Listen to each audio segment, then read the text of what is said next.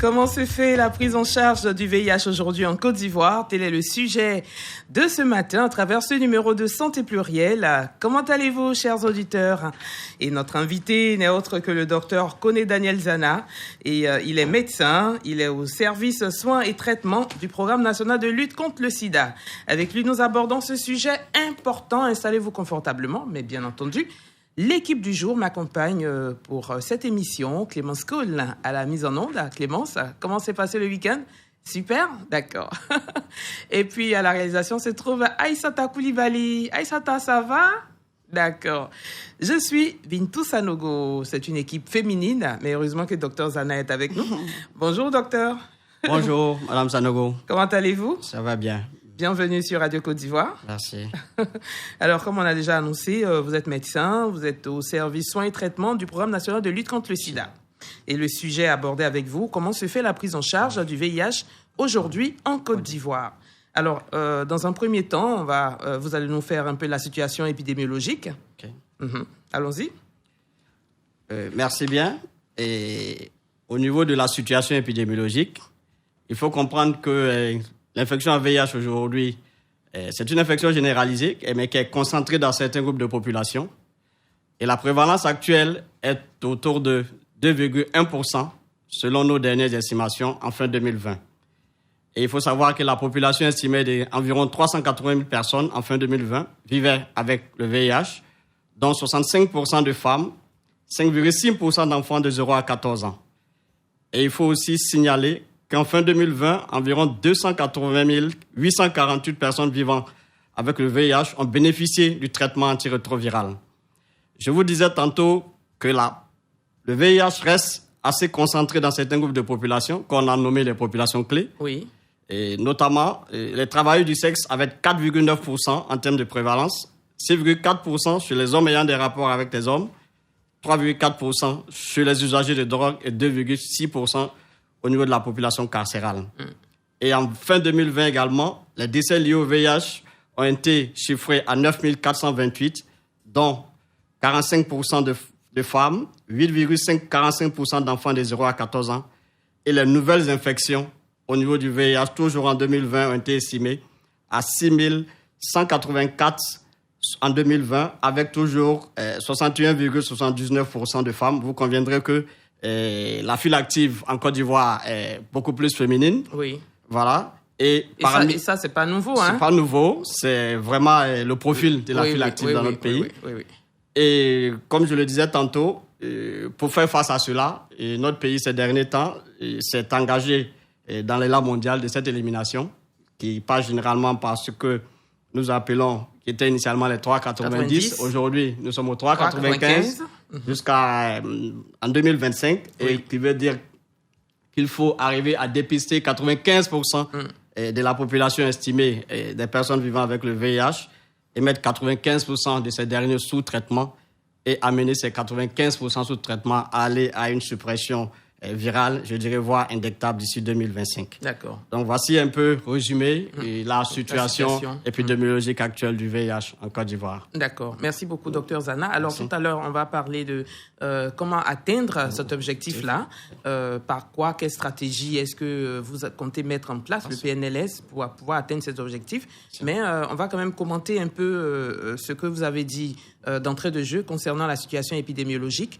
Alors, quand on parle de prévalence à 2,1%, ça signifie quoi? En général, c'est comme si une population de 100 personnes, 2 personnes aujourd'hui sont porteuses du VIH. D'accord. C'est ça l'estimation aujourd'hui. OK. Voilà. Et ça, c'est fin 2020. En fin 2020. Voilà. Et précédemment, 2019, quels étaient les chiffres? 2019, nous étions autour de 2,4. Voilà. Okay. On veut voir si la tendance elle est baissière ou bien... La tendance elle est en train de baisser. Oui. La réponse est favorable actuellement. Les indicateurs évoluent dans le sens positif. Alors, je souhaiterais aussi que vous puissiez insister un peu sur la prévalence chez les populations clés. Oui, comme on l'a dit, c'est un groupe de population un peu plus difficile d'accès. Voilà, ils sont difficiles d'accès et beaucoup plus d'actions sont orientées en direction de ces dernières-là, afin de ramener ces populations.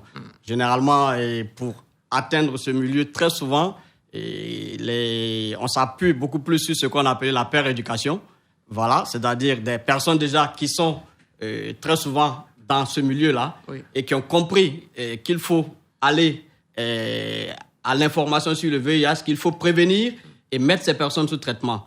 Donc, ces personnes, par leur intermédiaire, on arrive plus facilement à atteindre cette cible-là. Et il y a aussi le cas, comme on le dit, des prisons aussi. Oui. Beaucoup d'actions sont indiquées en ce sens. Il y a des missions dans les infirmeries des MAC. Oui. Et toujours, il y a aussi de la formation du personnel médical qui est là-bas afin que ces prisonniers-là puissent aussi être pris en charge. Et même en sortant de la prison, ils sont toujours référés. Il y a un circuit qui est bien établi pour qu'ils continuent d'être pris en charge en dehors après avoir purgé leur peine. Donc, ces populations clés-là interagissent avec la population dite générale dans laquelle nous tous nous vivons. Voilà, donc il faut une stratégie aussi à leur niveau. Hein, parce que si on dit, par exemple, au niveau des hommes ayant des rapports sexuels avec d'autres hommes ou bien les travailleurs du sexe, non, c'est une population marginalisée, alors que ces personnes interagissent avec la population. Cela va sans dire que le taux va aller grandissant. Voilà. Effectivement, nous, c'est zéro stigmatisation, zéro discrimination. Absolument. Voilà. Absolument. Donc, il faut offrir le service à tout le monde. Tout le monde. Voilà. Tout le monde a droit à la santé. À la santé, voilà. D'accord. Alors, docteur Zana, avant de parler de stratégie, de comment atteindre cet objectif-là, les nouvelles infections, est-ce qu'on peut en parler? Bon, les nouvelles infections... On n'arrive toujours pas à comprendre pourquoi le taux est toujours assez élevé quand même. Ça, c'est mon avis. C'est votre avis. Ça, c'est mon avis. Bon, je voudrais aussi avoir la comparaison avec 2019 par rapport à 2020. Mais pourquoi, malgré toutes les stratégies qui sont mises en place par l'État de Côte d'Ivoire, à travers le PNLS, les partenaires aussi font aussi un travail formidable aussi aux côtés de l'État de Côte d'Ivoire. Mais on a toujours de nouvelles infections. Qu'est-ce qui peut expliquer cela? Oui, il y a les nouvelles infections, mais de façon générale, aujourd'hui, ces infections sont en train de baisser. D'accord. Et déjà, avec la révision régulière de nos directives de traitement, les messages de sensibilisation, de plus en plus, ces infections baissent. Et il y a des phénomènes qui font que ces infections sont toujours là. Il y a la tendance au niveau de la jeunesse, autour de 10 et 24 ans, où généralement ces infections-là continuent de grimper. Il y a un phénomène généralement qu'on a appelé un peu le sexe intergénérationnel. Généralement, les personnes un peu plus âgées qui commencent un peu plus à travailler, qui ont des moyens, généralement la cible, et qui sont infectées, la cible se retrouve un peu plus au niveau des personnes 10 à 24 ans qu'on appelle aujourd'hui. Il y a des jeunes vulnérables et qui peuvent aujourd'hui, en se basant sur cette vulnérabilité, ce sont un peu la cible de ces personnes qui sont un peu nanties. Donc dans ce milieu-là, on a ces nouvelles infections qui sont un peu plus élevées ces derniers temps. Il y a ce phénomène, mais il faut toujours le dire, il y a toujours aujourd'hui la sensibilisation, l'ignorance, et nous n'allons pas cesser toujours de donner la meilleure information. Mais de façon générale, les infections, la courbe est en train de baisser. Voilà, et ça, avec c'est tous à les saluer. efforts. Voilà, c'est à saluer. C'est à saluer. Vraiment, merci à l'État de Côte d'Ivoire pour tout le travail abattu. Alors, nous allons maintenant parler de l'atteinte des objectifs. Comment ça se fait et quelles sont les stratégies mises en place par le PNLS? Je dirais que les stratégies, nous avons aujourd'hui, nous d'abord, dans un premier temps, nous sommes dans la formation des prestataires de santé, toujours pour renforcer les capacités. Je vous ai dit tantôt que les directives ont évolué, ces directives changent, et ces directives que nous adaptons suite aux recommandations que l'OMS nous fait. J'avais tendance à dire à quelqu'un, si tu n'as pas fait de formation depuis 2017 dans le cadre du domaine du VIH, ben écoute, c'est nouveau parce qu'il y a beaucoup de nouveautés depuis 2017 dans le VIH, à commencer déjà par le test et traité. Oui. Je le disais tantôt, quand nous étions encore au niveau opérationnel, à cette époque, on n'avait pas le test et traité. Non. Donc aujourd'hui, il fallait attendre d'être éligible. Voilà. Donc il y a beaucoup d'évolutions. Donc il y a la formation pour mettre le personnel de santé à niveau. Et puis aussi, il faut rendre disponible le médicament. Nous rendons aussi le médicament disponible sur tout le temps du territoire national. Et justement, comment ça se passe? Est-ce que c'est gratuit? Comment ça se passe? Le traitement, il est gratuit. Les antirétroviraux aujourd'hui sont gratuits dans toutes les structures de prise en charge. Et au niveau pays aujourd'hui, nous pouvons dénombrer au moins 2365 structures qui prennent en charge les personnes vivant avec le VIH. Donc, c'est l'effort conjugué, comme vous l'avez dit tantôt, et de l'État de Côte d'Ivoire et des partenaires au développement, notamment le PEPFAR et le Fonds mondial, voilà, qui contribuent à mettre en place ces antirétroviraux. Voilà, et c'est gratuit. Voilà. OK. Où les populations doivent-elles se rendre, justement? Les populations peuvent se rendre dans toutes les structures de prise en charge. Voilà. Pour avoir l'information, vous rentrez dans une structure de traitement, de prise en charge. Et quand vous arrivez, éventuellement, le statut peut être découvert de façon volontaire. Vous pouvez venir de par vous-même vouloir faire un dépistage, en savoir plus sur la maladie. Et là, on peut procéder au dépistage. Et justement, comment ça se passe? Parce qu'il y a des personnes qui ne se sont jamais fait dépister. Hein. Oui. Comment se passe le circuit? Le circuit, je le dis dans un premier temps, on peut être volontaire, on va dans une structure sanitaire. OK. Ou vous allez à une consultation, vous ne vous sentez pas bien, vous allez à une consultation au niveau de la structure sanitaire et l'agent de santé qui vous reçoit, il va vous examiner, vous interroger comme cela se fait en prenant un malade. Il va vous examiner et en fonction déjà des signes fonctionnels qu'il va détecter, si dans les bilans qu'il vous demandera, il y a la possibilité, il estime qu'il faut vous demander un test de dépistage, il le fera. Et en la matière, ils sont assez outillés. Il va préparer le malade à cela.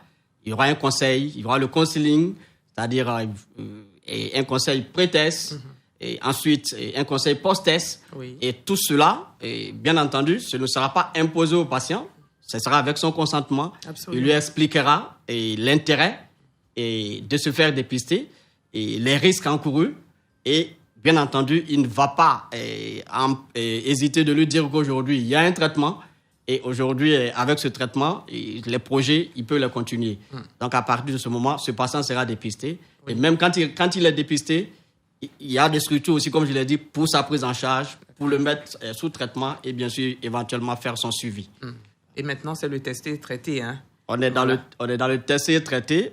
On initie le patient au traitement après que son statut soit déclaré positif.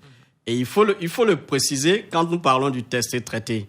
Et il ne faut pas occulter la préparation du patient, comme on le dit. Généralement, aujourd'hui, parce qu'en partant du testé traité, il faut voir la suite du processus. D'accord. Vous le dépistez, vous l'enrôlez dans les soins, il est sous traitement, il y a le suivi.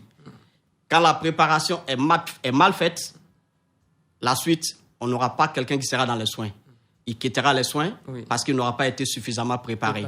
Voilà pourquoi dans les communications liées au testé traité, on insiste auprès de nos collègues médecins pour dire ce n'est pas comme le palu, le patient arrive, vous le prenez, vous le dépistez. Il faut le préparer. Je parlais tantôt de pré-test, des post-tests. Il faut savoir aussi annoncer le résultat. Et ensuite, avant même d'initier le traitement, il faut le préparer. Voilà le traitement. Voici les effets indésirables du traitement. Voilà comment il faut prendre les médicaments, les doses, les horaires. Et voilà le calendrier de suivi. Donc, il faudra vous rendre et régulièrement, souvent ce calendrier de suivi-là. Voilà. Et dans cette équipe de prise en charge, comme j'ai tendance à le dire, on a des communautaires qui sont dans les équipes de prise en charge au niveau des structures sanitaires, qui apportent leur appui au niveau de la prise en charge de ces patients-là, tant au niveau de l'aspect psychologique, le rappel même des rendez-vous de ces patients-là, à respecter le rendez-vous pour le renouvellement des médicaments, pour le bilan biologique, avec en prime la charge virale qui est très capitale. Donc, ces communautaires-là interviennent. Ils vont même dans la communauté, dans certaines situations, distribuer des antirétroviraux à des personnes vivant avec le VIH. Les visites à domicile. Les visites à domicile qui se font, mais en dehors de ces visites à domicile, il y a aujourd'hui, généralement, il y a beaucoup de comment on appelle ça, d'approches qui ont été développées dans la dispensation des antirétroviraux. D'accord. Et nous savons que dans un passé très récent, la personne vivant avec le VIH devait se rendre régulièrement tous les mois pour prendre les antirétroviraux. À ce jour, aujourd'hui, le patient peut être à la maison et en accord avec l'équipe de soins, recevoir ces ARV à la maison. Et c'est ce qu'on a appelé un des modèles de distribution des ARV dans ce qu'on a appelé le grand groupe des soins différenciés. Voilà. D'accord. Merci pour toutes ces précisions et également toutes ces stratégies mises en place pour le bien-être des patients. Voilà. Alors, dans cette mise sous traitement ARV, vous avez ce que vous appelez le traitement ARV hautement actif. Qu'est-ce que c'est? En quelques mots, avant de marquer une pause et revenir pour les... Oui, le traitement ARV hautement actif, on a dit, c'est un traitement... c'est un traitement qui associe généralement trois antirétroviraux et qui appartiennent généralement à ce qu'on a appelé des classes thérapeutiques. Et généralement, ces antirétroviraux, en fait, sont fonction, je dirais, en termes médicaux, on parle de physiopathologie, mais beaucoup plus des sites d'action du virus au niveau de sa réplication. On peut agir au niveau de la transcription, comme on appelle, ou même agir au niveau aujourd'hui du noyau du virus.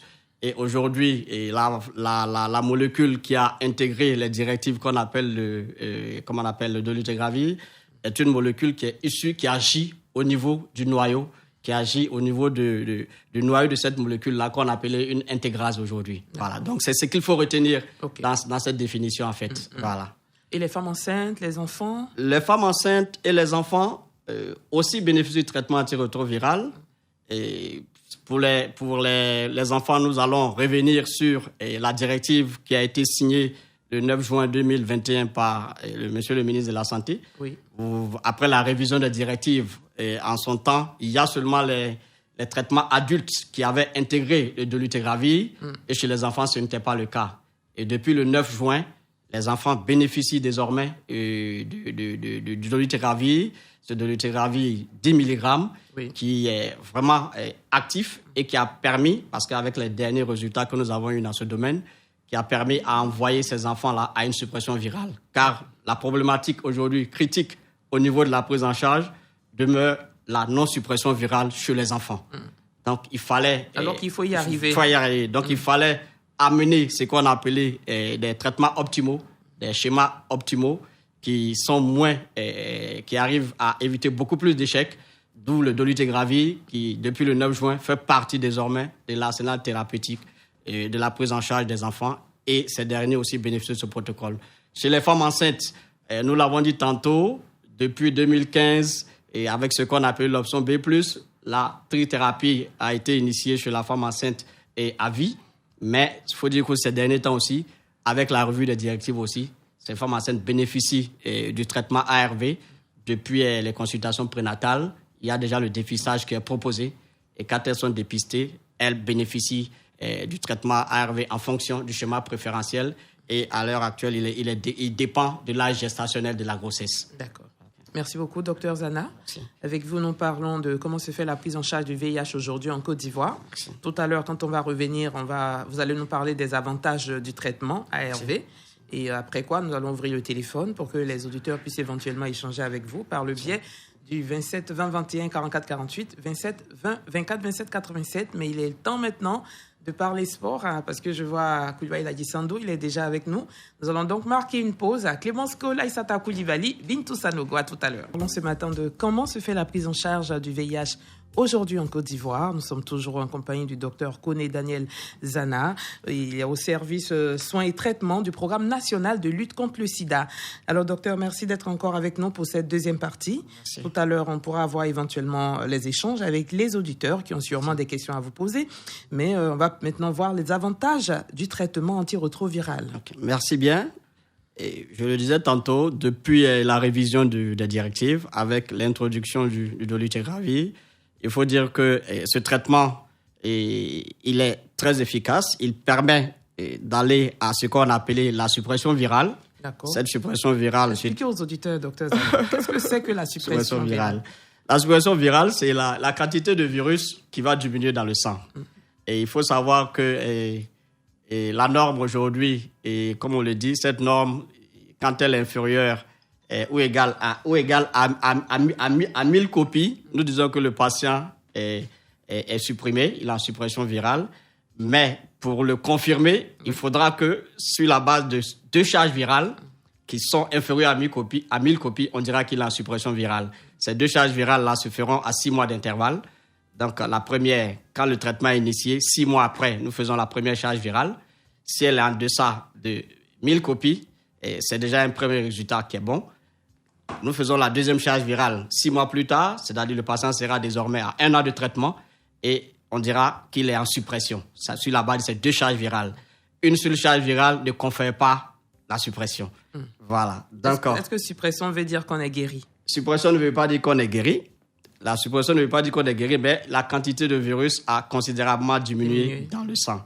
Je dirais même, et vous allez aussi entendre parler du thème de indétectabilité virale, qui n'est que lié au seuil de détectabilité de la machine qui fait le test de charge virale. D'accord. Voilà, car il y a des machines dont le seuil est à 20 copies, il y en a à 400 copies. Oui. Et vous voyez que par rapport, si le patient a supprimé avec l'efficacité du traitement et qu'il est en deçà de 400 copies, bien évidemment, cette technique ne permettra pas de voir des virus. On dira qu'il est indétectable, mais sur la base du seuil que de 400 copies. Oui. Mais la majorité des plateformes de charge virale, des appareils qui font les charges virales aujourd'hui en Côte d'Ivoire, sont autour de 20 copies. Okay. Donc, quand on vous dit que vous êtes indétectable sur cette machine, vous êtes en deçà de 20 copies, mais pour le moment, qui ne confère pas la guérison. Mais au moins, vraiment un mieux-être.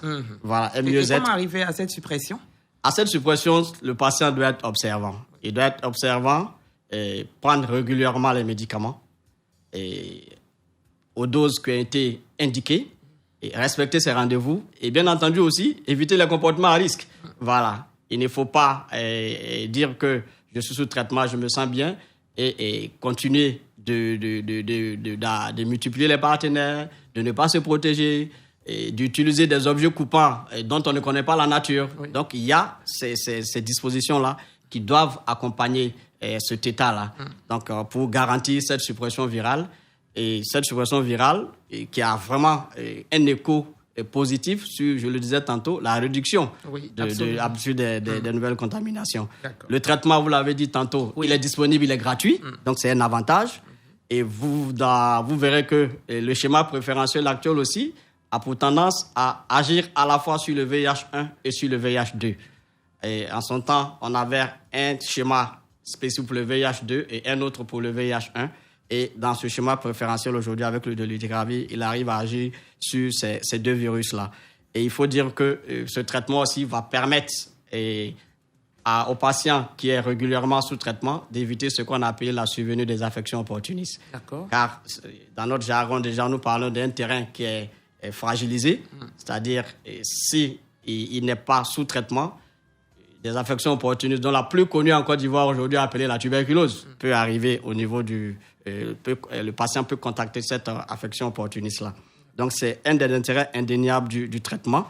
Et il faut dire aussi que, bien entendu, il y aura la qualité de vie du patient qui pourra aller régulièrement à son lieu de travail, faire ses projets. Donc, tout ça, c'est des avantages qui sont liés au traitement antirétroviral. Voilà. D'accord. Alors, comment se fait le suivi des personnes vivant le VIH ici en Côte d'Ivoire? Un mot avant d'ouvrir le téléphone. Allons-y, docteur. D'accord. Il faut dire qu'en termes de suivi, bien entendu, après le traitement, le patient il n'est pas laissé seul dans la communauté. Il y a un suivi. Ce suivi, il est à 3 niveaux. On a le suivi clinique. Bien entendu, il viendra régulièrement, je dirais à une fréquence de tous les 3 mois, au niveau de la sécurité sanitaire pour faire des visites cliniques. Et ça, ce schéma est adapté à ce qu'on appelle généralement des patients non stables.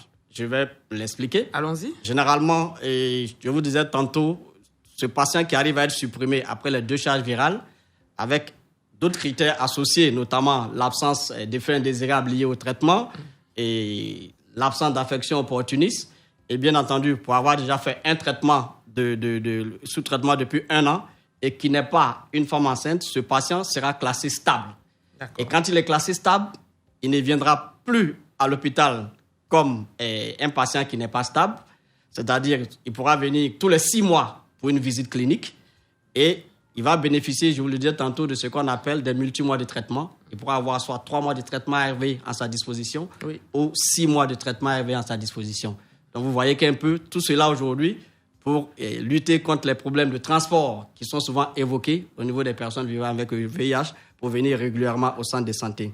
Le suivi, il est aussi biologique, je vous l'ai dit tantôt, avec en prime abord un examen capital qui est la charge virale, qui se fera tous les 6 mois. Et le patient qui sera stable désormais ne fera plus sa charge virale tous les 6 mois. La charge virale sera désormais annuelle. Une charge virale tous les ans. Par an. Le suivi, il est aussi communautaire, je le disais tantôt. Les communautaires vont rester en contact avec la personne qui est dans la communauté par des coups de fil, par des visites à domicile et comme je l'ai dit, pourquoi pas, le rappel des rendez-vous et aussi pour aussi lui amener des antirétroviraux. Et c'est un aspect très important. Très important. Parce très que important. Se sentir entouré d'affection, d'amour, sentir qu'on n'est pas seul dans sa situation, ça fait, je pense que ça fait plaisir. Et ça donne envie d'être observant même au traitement. Effectivement, voilà. Ça améliore aussi la santé. La santé, voilà. D'accord. Alors, docteur, je pense que tout à l'heure, vous allez donner le mot de fin. Il n'y a pas de souci. Ce qu'on retient ce matin de ce sujet important. Mais je pense qu'il est temps maintenant d'écouter les auditeurs. Nous sommes donc au 27 20 21 44 48. 27 20 24 27 87. Si vous nous avez écoutés depuis le début de cette émission, vous voulez poser des questions à Dr Zana, vous êtes le bienvenu. Il suffira tout simplement de composer l'un de ces 2 numéros. Et Aïssata Coulibaly se fera le plaisir de vous recevoir et Clémence Cole va vous passer à l'antenne. Et nous-mêmes, on va vous recevoir avec toute notre affection aussi. Hein. Alors, si vous nous prenez en marche ce matin, c'est un sujet très, très important. Tout le monde est concerné. Ne dites pas, moi, je ne vis pas le VIH, mais on a sûrement dans notre environnement des amis, des parents, que nous-mêmes, nous avons le devoir de soutenir aussi par notre affection. C'est important. Et donc, avec Dr Zana, qui nous parle ce matin de ce sujet important, comment se fait la prise en charge du VIH aujourd'hui en Côte d'Ivoire. On a eu des chiffres en début d'émission et c'est toujours important de savoir d'où on est parti, où on va. Et ça fait plaisir, docteur, de savoir que la tendance, elle est baissière. Elle est baissière, voilà. Le travail a été fait et les résultats sont palpables. Oui. Mais on ne baisse pas les bras, il faut toujours continuer. On maintient toujours le cap. Et puis, il faut toujours aussi observer les recommandations, c'est-à-dire sortir couvert, comme on le dit, utiliser les préservatifs. Pour les jeunes, retarder le plus loin possible les premiers rapports sexuels. Voilà, c'est important de respecter tout ça. Voilà. Aïssata, si on a quelqu'un, on va prendre la personne, mais on souhaiterait que vous avez parlé de l'élimination de cette épidémie d'ici 2030, en passant par l'objectif des 3,95. Oui. Alors, quand on parle de l'élimination de cette épidémie d'ici 2030, c'est basé sur quoi en tant que scientifique pour le commun des Ivoiriens? C'est basé sur quoi? Comment on sait qu'on peut éliminer d'ici 2030? C'est toutes les stratégies qui sont développées. Je vous l'ai dit tantôt, il y a très souvent les directives qui sont revues. D'accord. Docteur, excusez-nous, on va prendre Mori Diawara de Lakota qui est avec nous. Allô? Oui, allô? Oui, monsieur Diawara, bonjour. Oui. Oui, vous êtes en direct sur Radio Côte d'Ivoire, on vous écoute. Merci. Je voulais poser une question au docteur. Allons-y. Bonjour, docteur. Bonjour, monsieur Diawara. Oui. Bon, je voulais vous poser la question. Pour une personne qui prend régulièrement ce médicament, pendant peut-être des années, est-ce qu'elle peut contaminer une personne? D'accord. Par rapport. D'accord. Merci bien, merci. Monsieur. Docteur, vous notez, on va prendre monsieur Kwaku Kanavaro. Allô? Bonjour. Monsieur Kwaku, bonjour. Bonjour, madame. Bonjour, monsieur. Bonjour à Radio Côte d'Ivoire. Bonjour. Bon, je vais poser une question à monsieur le docteur. Allons-y. Allez-y. Bon, je veux savoir, la personne qui a VIH-Sida, est-ce que vous pouvez manger ensemble ou bien vous pouvez utiliser une toilette ensemble? D'accord, merci bien. Merci, voilà, monsieur. c'est mon préoccupation. Bonne journée à vous. Bonne journée, monsieur Kwaku. Alors, docteur, allons-y avec ces 2 questions. Merci bien et pour cet intérêt à cette émission. Monsieur Diawara a cherché à savoir si on est régulièrement sous traitement, est-ce qu'on ne peut pas contaminer? Effectivement, et comme on le dit, il n'y a pas de traitement curatif de l'infection à VIH aujourd'hui. Et il est demandé aux personnes... Curatif, ça veut dire on n'en guérit pas. On n'en guérit pas jusqu'à l'heure. Il est demandé aux personnes de régulièrement suivre le traitement. Mais le traitement vous faites bien de poser la question, a un caractère préventif. Il faut le signaler. Effectivement, il est prouvé et il est souvent constaté que généralement, les personnes qui sont régulièrement sous traitement n'arrivent pas à contaminer. Voilà, ça, de plus en plus, on le constate. Vous verrez un couple aujourd'hui qui va arriver pendant que monsieur est positif, madame est négative ou vice-versa, pendant que l'un des conjoints était déjà sous traitement. Mais cela, de plus en plus, est beaucoup plus fréquent. Mais c'est aussi à mettre à l'efficacité du traitement. Donc, nous ne communiquons pas pour le moment, car toutes les preuves ne sont pas assez suffisantes pour dire qu'une fois qu'on est sous traitement, on ne peut pas contaminer. Parce que en prenant les médicaments, il y a ce qu'on a appelé des gîtes. Le virus, il va aller se cacher au niveau de certains gîtes. Quand vous baissez la garde, il va sortir, il va commencer à se multiplier. Et puis on peut se réinfecter aussi. Donc, voilà. Donc, pour vous dire que c'est déjà bon de maintenir ce cap. Oui. Et comme on le dit, voilà, nous sommes toujours dans la recherche. Et en allant, bien, on espère qu'un jour, on trouvera la solution miracle. Voilà. D'accord. Et l'autre question, le VIH a 3 modes de contamination. On peut se contaminer par la voie sanguine et à travers des objets coupants souillés. On peut se contaminer par la voie sexuelle et il y a la transmission verticale de la mère à l'enfant. Donc, en dehors de ces 3 modes de contamination, on peut manger aujourd'hui avec une personne infectée. On peut manger, se laver et véritablement, cela ne transmet pas l'infection, le VIH. C'est clair. Voilà. Merci, docteur Zana. On a M. Comenant Philippe de Divo en ligne. Allô? Allô, bonjour madame. Bonjour monsieur. Enfin, je voulais poser une question au docteur. Allez-y. Ok, enfin, je voulais savoir, est-ce qu'il n'y a pas un moyen pour ceux qui ne sont pas contaminés aussi, des médicaments, au lieu de suivre ceux qui sont déjà contaminés, est-ce qu'il n'y a pas un moyen aussi pour ceux qui ne sont pas encore contaminés, pour que, jamais s'ils vont être ceux qui sont contaminés pour ne pas être contaminés? Ok, merci. Maintenant, la deuxième question, je voulais savoir, est-ce que les préservatifs, est-ce qu'ils évitent 100% le VIH? D'accord. Ok. Merci, monsieur Comenant. Merci bien pour ta question. La première préoccupation évoque ce que tu appelles la prophylaxie pré-exposition. Bien entendu, et lundi prochain, sur ce plateau, mon collègue Dr Abbé fera fort de bien développer ce thème. Mais je peux te dire que la PrEP, comme on l'appelle dans le jargon, est bien entendu dans les protocoles thérapeutiques aujourd'hui en Côte d'Ivoire.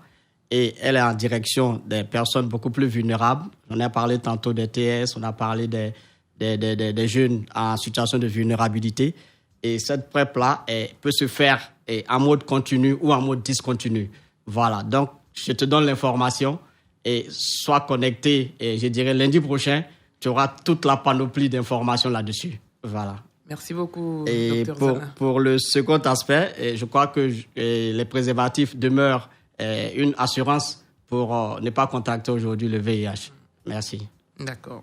Merci beaucoup. Il faut utiliser le préservatif. Il n'y a pas un médicament qu'on va vous donner pour dire non, prenez ça pour ne pas être contaminé. Les préservatifs sont là. Donc, il faut les utiliser. Voilà. Allô? Oui, allô? Oui, monsieur, bonjour. Bonjour, madame. Rappelez-nous votre nom, s'il vous plaît. Oui, c'est Kwadji. Allô? Oui, c'est Kwadji Wilfried. D'accord. Wilfried?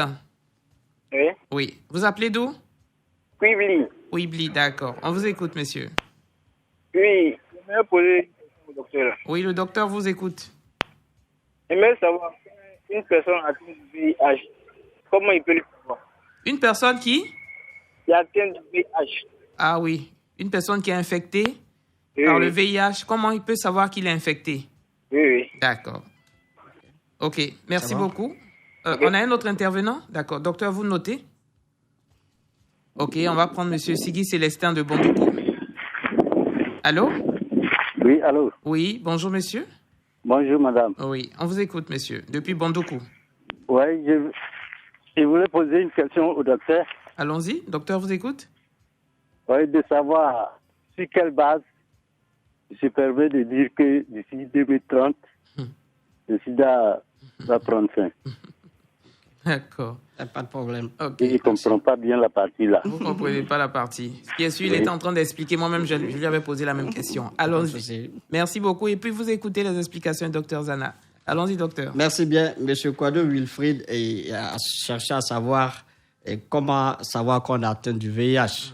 Et il y a éventuellement des signes cliniques médicaux, mais comme je le disais tantôt en introduction, si tu veux connaître ton statut, tu peux aller faire un dépistage volontaire. Tu vas dans un centre de santé, on va te dépister. J'ai dit tantôt, il y a au moins 2365 structures sur l'étendue du territoire national, en fonction de la pyramide sanitaire. Vous pouvez aller vous rendre là-bas. Maintenant, regarder quelqu'un et dire que tu as le VIH, quels que soient les signes fonctionnels, les signes qu'on aura de la maladie sur vous, c'est le dépistage qui va le confirmer.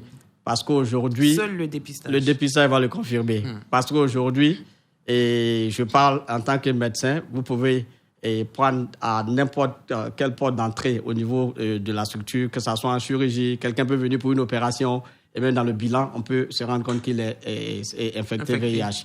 On peut aller en pédiatrie, c'est un enfant qui consulte, qui fait une fièvre régulièrement, qui vient, et au-delà du bilan proposé, on peut découvrir qu'il est infecté VIH. Voilà. Donc, pour vous dire que même aujourd'hui, quelqu'un qui a une infection au niveau d'un genou peut courir à l'infection à VIH. Donc, en dehors des signes qui étaient dus au début, une fièvre au long cours, et un amaigrissement, tout, ce n'est pas aujourd'hui le visage du VIH. Aujourd'hui, il faut changer de perception sur le VIH. Et ce n'est pas la personne aujourd'hui qui a amaigri qui fait le VIH. C'est celui qui est en costume aujourd'hui qui a infecté VIH aujourd'hui. Et c'est clair. Voilà, donc il faut... Voilà. Maintenant, l'objectif d'ici 2030, c'est un objectif mondial. Ce n'est pas l'objectif, je dirais, pas par la Côte d'Ivoire. Et on s'engage dans cet élan mondial-là. Et dans cet élan mondial, il y a, je dirais, tout dedans. La participation des uns et des autres. Il y aura des stratégies, il y a des directives. Je le disais tantôt, aujourd'hui, il y a un qui a posé la question de savoir tout à l'heure, est-ce que si on est longtemps sous traitement, on ne peut pas transmettre la maladie? Et vous avez vu la réponse. Aujourd'hui, on en parle, ce n'était pas le cas il y a, je dirais, 5 ans, 6 ans. Mais les directives ont évolué. Et en tant que praticien, quand on le dit, il y a des stratégies. Les molécules deviennent de plus en plus efficaces et nous arrivons petit à petit à aller, on va petit à petit vers cette élimination. Et comme on l'a dit tantôt, il y a les indicateurs. Voilà. Il y a toujours l'appui des partenaires, la recherche évolue. La recherche évolue et en plus, il y a toujours de la disponibilité et les messages de sensibilisation. Voilà, donc c'est sous ça que nous nous fondons et nous espérons que nous allons arriver. C'est une vision et on espère que l'humanité entière arrivera à cette vision à l'horizon 2030. Voilà. Et nous sommes tous dans cette atteinte-là. Voilà. 2030, si nous donnons la main, qu'on applique tout ce qui est dicté au niveau de l'État, qu'on utilise les méthodes qu'on nous enseigne pour ne pas être contaminé.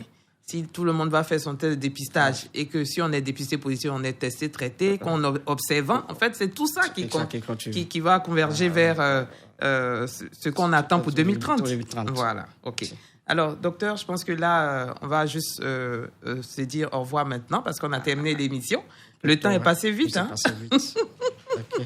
Alors, en conclusion, qu'est-ce que les auditeurs doivent retenir? Bon, en conclusion, les auditeurs doivent retenir que la prise en charge, je dirais, des personnes vivant avec le VIH est véritablement une réalité. Je l'ai dit tantôt, beaucoup de structures prennent aujourd'hui les personnes vivant avec le VIH. Et on l'a dit au cours de cet échange, les efforts conjugués de l'État et des partenaires ont permis d'améliorer nos indicateurs. Mais vous l'avez dit aussi, il ne faut pas baisser les bras, il faut continuer à observer les recommandations que nous donnons. Et voilà pourquoi, je l'ai dit, nous, on a une vision dans notre plan stratégique qui est de 2021 à 2025 qui nous dit de mettre fin au VIH comme menace pour la santé publique d'ici 2030, comme on le dit, en réduisant les nouvelles infections. On l'a dit tantôt, les décès, la discrimination et la stigmatisation liées au VIH. Je pense que ça répond, ça rejoint un peu aussi ce que un des auditeurs disait tout à l'heure. Avec tout ça, nous espérons atteindre l'élimination. Voilà, je vous remercie. Merci à vous, Dr Zana Daniel Koné. Vous êtes médecin au service soins et traitement du Programme national de lutte contre le sida, PNLS. Merci beaucoup d'être venu ce matin pour échanger avec les auditeurs autour du thème « Comment se fait la prise en charge du VIH aujourd'hui en Côte d'Ivoire ?» Merci beaucoup. On vous souhaite une très bonne semaine.